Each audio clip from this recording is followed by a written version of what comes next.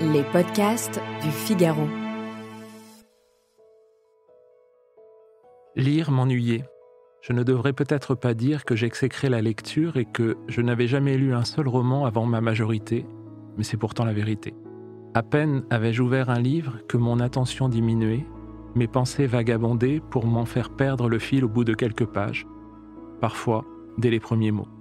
J'étais incapable de me concentrer.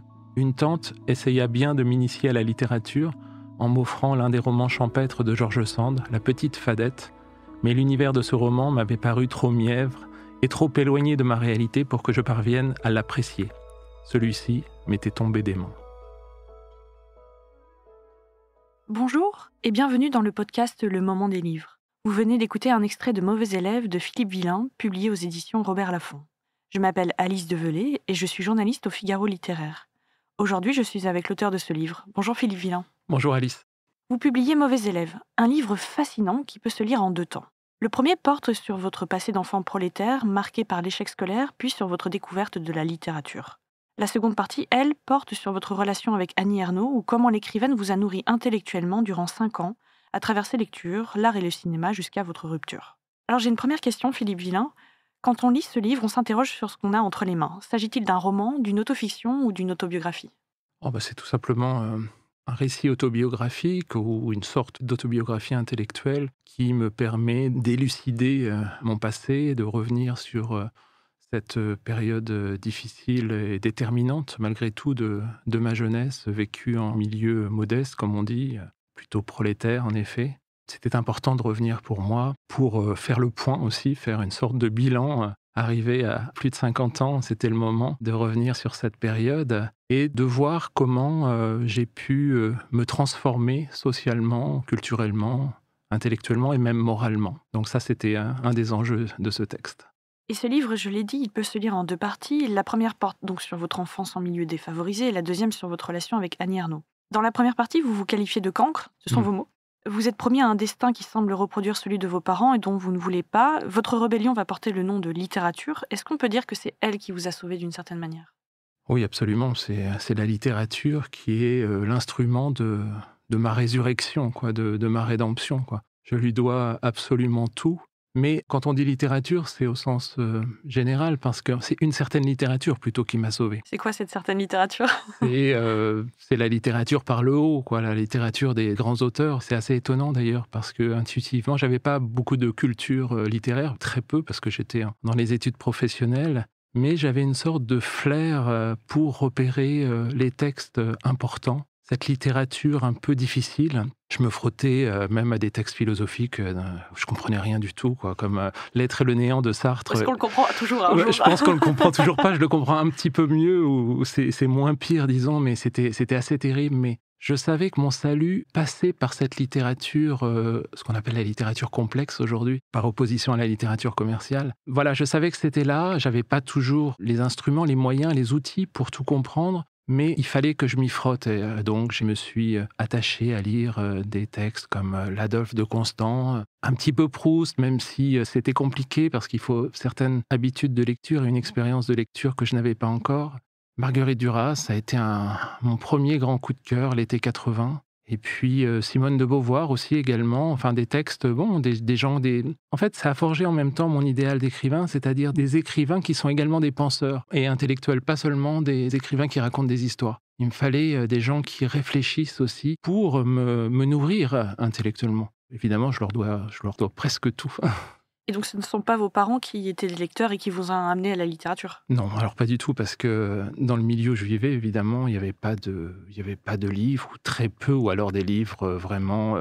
il est arrivé à ma mère de lire des textes de Guy Descartes, je crois, ou une littérature populaire, mais très peu. Elle n'était pas une lectrice, mes parents n'étaient pas du tout des lecteurs. La seule lecture que j'avais, c'était quelques magazines de football qui s'appellent 11 et Mondial. Alors là, je suis perdue. Voilà.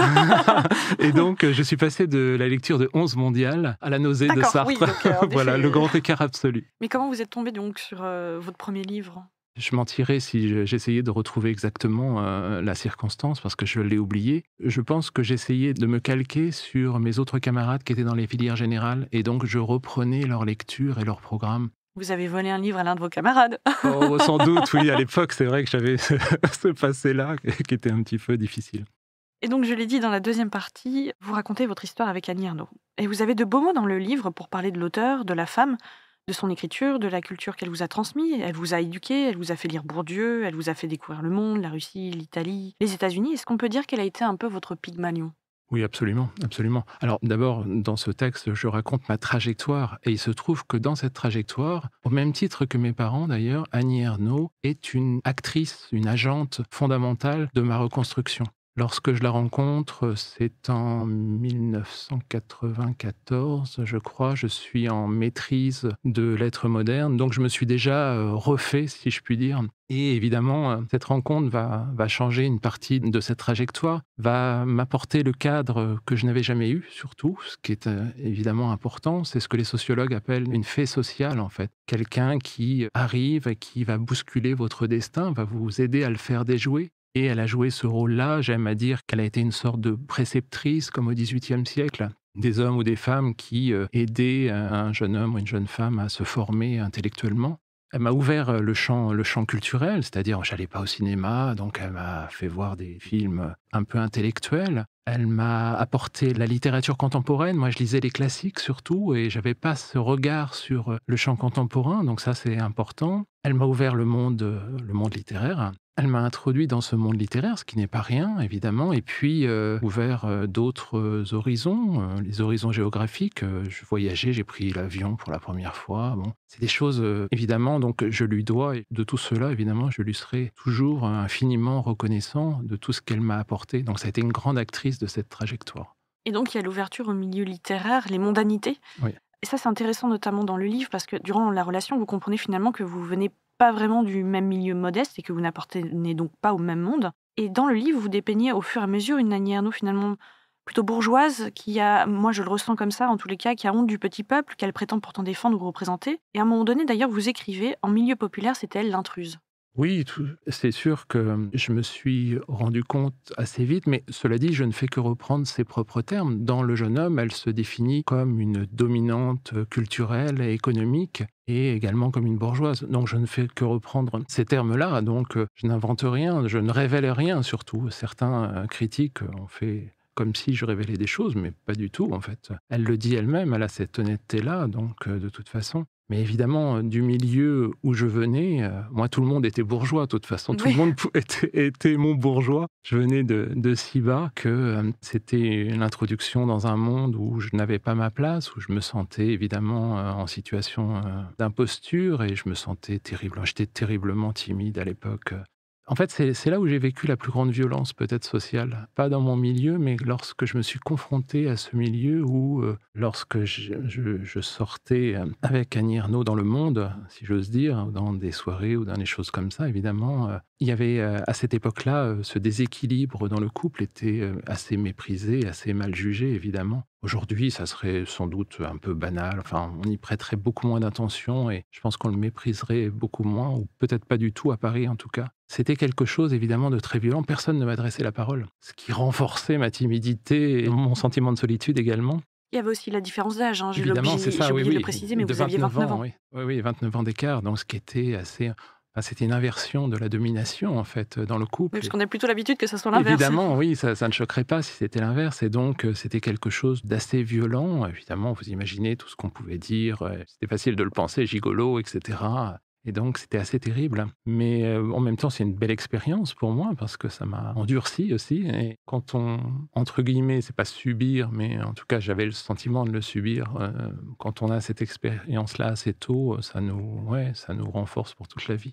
Et donc cette relation dure 5 ans, elle vient à son terme, mais malgré tout, vous êtes tous les deux auteurs. Annie Ernaux écrit sur sa vie, donc elle écrit sur vous. Et en 1996, elle écrit notamment Fragments autour de Philippe V. C'est un texte très cru, donc elle a anonymisé entre guillemets votre nom, mais bon, Philippe V, on vous reconnaît quand même malgré tout dans le milieu. Et en 2022, elle a réitéré l'expérience avec Le jeune homme. Est-ce que vous pourriez nous raconter comment vous avez vécu ces publications et si vous êtes reconnu et comment vous vous êtes reconnu ? D'abord, il faut dire que Fragments autour de Philippe V était paru dans une revue américaine ou anglaise, Paper Trace of Philippe V, en 95 déjà. À 95. Oui, en 95, mais ça n'est pas noté. Mais ensuite, ça a été traduit en français pour la revue L'Infini en 96, mais à l'époque, on était ensemble. Donc, évidemment, quand on partage la vie d'un écrivain, en plus d'un autobiographe, bon, On se doute que... oui, on se doute, même si j'étais jeune et très naïf à l'époque, bon, j'imaginais bien qu'un jour, je serais décrit ou peint. Ça, c'est évident. Et c'est toujours violent, en fait, de voir comment l'autre vous regarde, ou en tout cas vous porte en public, vous peint de telle façon. Et ça, c'est assez violent d'une certaine façon, mais je m'y attendais et ça n'était pas très, très grave. Et ensuite, après la séparation, il y a eu l'occupation également, qui est d'abord sorti dans une version du Monde des livres un été en 2001 ou 2002, j'ai oublié. Et ensuite, la version remaniée est sortie dans la collection blanche et Gallimard en 2002. Donc c'était quand même où là j'étais anonymisé entre guillemets W, mais le W évidemment référé implicitement à Philippe V, puisqu'on peut recouper facilement. Et puis 22 ans après arrive Le Jeune Homme, à ma grande surprise d'ailleurs, parce que celui-là je ne l'avais pas vu venir du tout. Évidemment j'étais très étonné, là encore on peut recouper, parce que ça réfère à une précédence textuelle, à l'occupation, et puis même si je suis anonymisé, mais en même temps nous avons eu des lecteurs tous les deux de notre côté, et évidemment c'est un anonymat qui est facilement vérifiable en fait. Oui, donc c'est pas vraiment l'anonymat. Oui, c'est pas un À ce vrai stade, si on me anonymat, reconnaît. évidemment, puisque d'ailleurs il y a eu des articles, il y a même eu des études universitaires sur nos textes, et donc c'était facilement repérable. Et évidemment, ce texte a été un peu difficile pour moi, d'abord parce que je m'y attendais pas du tout. Et puis, pour moi, il y avait prescription. D'ailleurs, quand j'ai vu passer le texte sur Instagram, le jeune homme, je n'ai pas pensé un instant que c'était moi. C'est bien plus tard que, lorsque Annie Ernaux est passée dans la grande librairie, une tante m'a appelé en me disant « Mais c'est pas toi, le jeune homme de Rouen ?» J'ai dit « Bon, sans doute moi ». Et j'ai lu ça avec une certaine stupeur, pour ne rien vous cacher. Ça a été assez violent. Parce que être peint, être décrit n'est pas forcément un problème. J'étais décrit dans un état de subordination. Ça, c'était déjà plus dérangeant parce que c'était réduit à cet état de subordination. Mais ce qui m'a embêté, c'est que j'étais surtout méprisé dans un état de subordination, à Plouc, etc. Elle dit qu'elle était consciente de ce qu'il y avait de cruel dans ce rapport-là, etc. Je m'autorisais des réparties à lui seul, jamais je n'avais fait à d'autres hommes. Bon, c'était un traitement de défaveur assez difficile à entendre. Et puis, bon, moi qui suis un petit peu romantique, finalement, je pensais que 22 ans après, on aurait une sorte de, non pas de nostalgie, mais de bienveillance pour une histoire sentimentale passée, surtout aussi lointaine. Alors même si ce texte a été écrit à la fin de l'histoire, visiblement, malgré tout, j'imagine qu'il a été remanié. Donc, il n'y a pas de bienveillance, il n'y a pas d'un regard. Et puis surtout, c'est infiniment réducteur. Évidemment, je pourrais faire une lecture suivie. J'aimerais faire ça d'ailleurs. Faire une lecture suivie du texte et puis montrer... alors, tout ce qu'elle dit est vrai, hein, c'est ça qui est intéressant. Tout ce qu'elle dit est vrai, mais il manque toujours quelque chose. Le propos est tellement décontextualisé que, pour reprendre la formule d'un sociologue, Gérard Bronner, qui dit très justement, il dit « mis sous cette lumière, ça fait mentir le vrai, en fait ». Et c'est très juste, en fait. Par exemple, il est dit que je ne votais pas. C'est vrai, je ne votais pas à l'époque, mais j'étais objecteur de conscience, qui est un acte politique beaucoup plus grand qu'un simple vote. Je ne sais plus ce qu'il y a encore, regarder Téléfoot. Regarder Téléfoot, oui. Ça, c'était le grand truc. Alors, c'est vrai, je regardais Téléfoot. À l'époque, d'ailleurs, il y avait très peu, je vais me plaindre, voilà.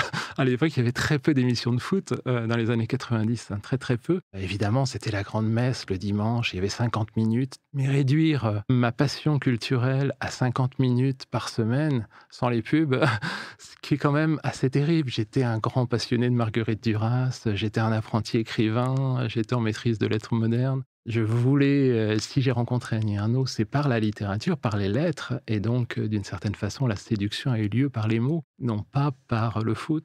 Donc on est là dans une réduction terrible, réduction à l'essence populaire et indigente de ce jeune homme.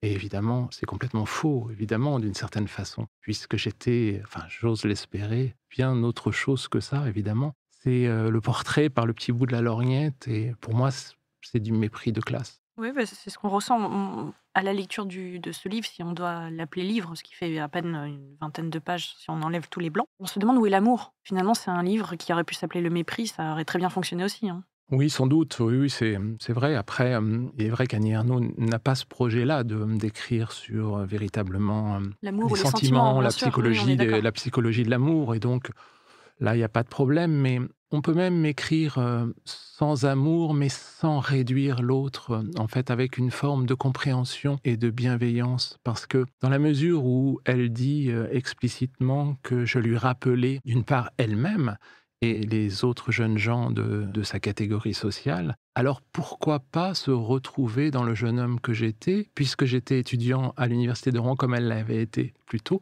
dans une situation d'indigence, pourquoi pas se retrouver dans celui qui va justement sortir, s'extraire de sa classe pour devenir un petit intello, je sais pas, écrivain. Elle ne veut pas faire ça. Elle veut juste le laisser en tant que fan de foot. Et c'est très bien, moi je suis fier de l'être. Je le suis toujours et encore plus qu'avant même. Évidemment, je n'étais pas que ça. Et la preuve, malheureusement, je ne suis pas devenu footballeur, à ce que je sache.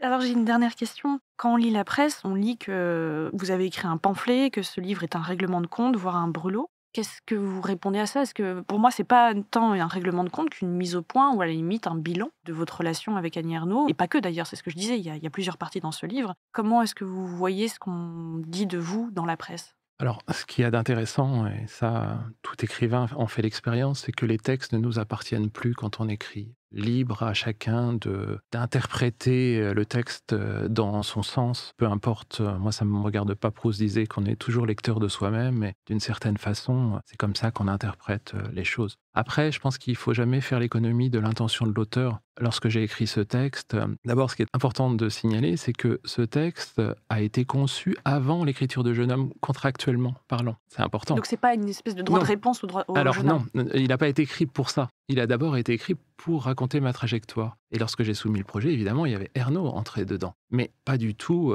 pour régler des comptes ou quoi. Ça n'est pas du tout un règlement de compte, mais une réponse, évidemment, aux 3 textes qui ont été écrits sur cette relation. Évidemment, ce que je disais tout à l'heure, Ernaux a été une grande actrice de ma trajectoire. Et d'ailleurs, si c'était un pamphlet, je n'aurais pas fait tous ces compliments et je ne la reconnaîtrais pas comme la plus grande écrivaine de ce siècle, de ce début de 21e siècle. Donc ça n'est pas du tout un pamphlet, c'est un récit autobiographique. Et après, encore une fois, moi, ça ne m'intéresse pas les gens qui récupèrent ou qui se réapproprient d'une autre façon le sens. Peu importe, moi je le ferai aussi peut-être d'autres textes, j'ai pas de problème avec ça. Disons que pour répondre brièvement à votre question, j'ai voulu écrire pour me réapproprier ma propre histoire qui s'était perdue entre ses mots sous sa plume. Bon, j'ai menti, j'ai dit que c'était ma dernière question, mais j'en ai une dernière en fait, une vraie dernière. Est-ce que vous savez si Annie Ernaux vous a lu? Je ne le sais pas du tout, mais j'imagine qu'elle l'a Elle a lu. dû en entendre parler. J'imagine. Je rappelle que vous êtes l'auteur de Mauvais élèves, publié chez Robert Laffont. Merci Philippe Bilan. Merci à vous. Merci d'avoir écouté ce podcast. Je m'appelle Alice Develay, je suis journaliste au Figaro Littéraire. Vous pouvez retrouver le moment des livres sur Figaro Radio, le site du Figaro et les plateformes d'écoute. Si vous avez aimé cet épisode, n'hésitez pas à vous abonner et à laisser votre avis en commentaire. À bientôt.